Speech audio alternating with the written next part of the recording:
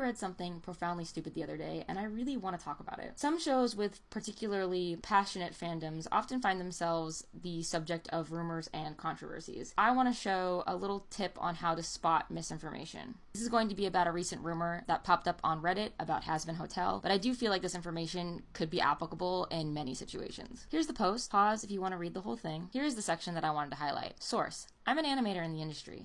I know people who've worked for her for a brief time, and they have all said the same thing, in that, because of Viv's behavior during Has-Been Hotel productions, she has been blacklisted from working on anything that isn't her own stuff, simply because nobody wants to work with her, and she has a reputation. There was also another anonymous post on Tumblr that said that the execs at A24 were appalled by her behavior and therefore bought her out of her contract. So why do I think this is misinformation? Well, first of all, neither of these posters have identified themselves. And second of all, this is very my uncle's sister's cousin's boyfriend works at Nintendo. This person is claiming they have insider information because they are an animator in the industry. Now, I also work in this industry, and I will tell you that a lot of the insider information we have is usually around the shows that we work on specifically, and like the story, the plot, when it might come out, but that is about it. When it comes to contracts, rights holding, the business dealing, all of that higher up business side stuff, a lot of us aren't privy to that information. Not to say that it isn't impossible that you would hear something like this, but it seems very unlikely that just because you're an animator, you would know about this, especially if it's not a project that you particularly worked on. The next claim is that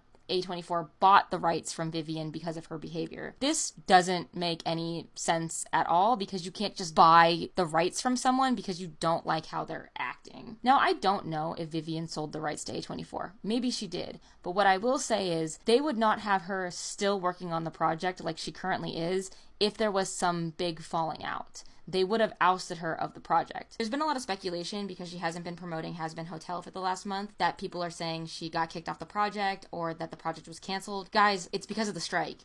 She said this on the first day of the strike. It's literally because of the strike. So claiming she lost the rights to her project because of like how she behaves on Twitter is the most fucking brain dead thing I've heard in a long time.